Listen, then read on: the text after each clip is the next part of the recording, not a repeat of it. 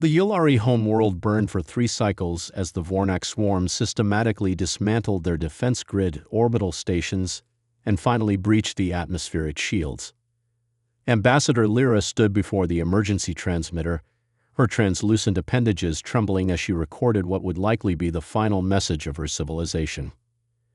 To any sentient species who receives this transmission, she whispered, her voice modulator struggling to maintain composure, the Yulari face extinction. The Vornaks consume all in their path. We have nothing left to offer but knowledge of their weaknesses, if you can save any of our people. The message burst outward through the quantum entanglement network the Yulari had established with the few civilizations they encountered during their brief interstellar era. Most were primitive or isolationist, unlikely to respond. But then a reply came from an unexpected source. A small blue-green planet on the edge of the galactic arm.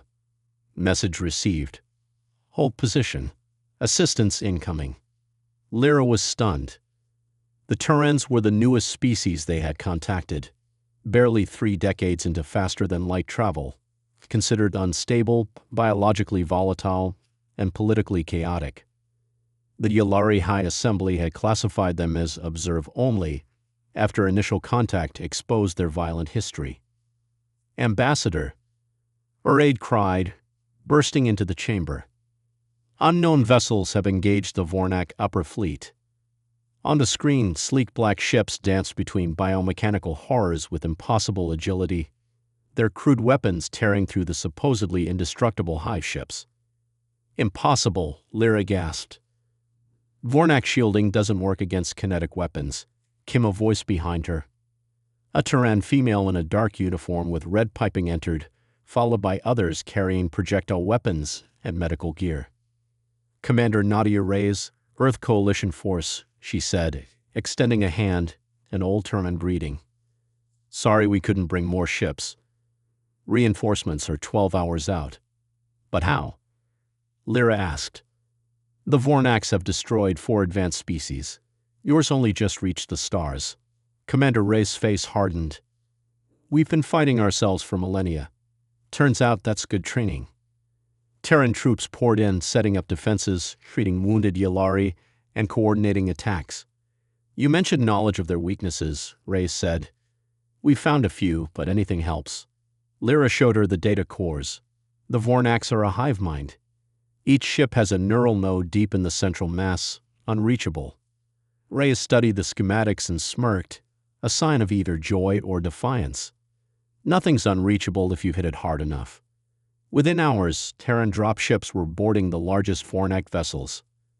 Surveillance showed their terrifying efficiency, charging through monstrous interiors with relentless focus. Your people, Lyra observed, watching a Terran soldier fight despite grave injuries. They do not fear death.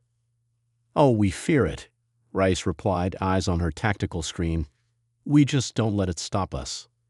When the second Terran wave arrived, they brought evacuation ships. A Terran officer handed Lyra a data crystal.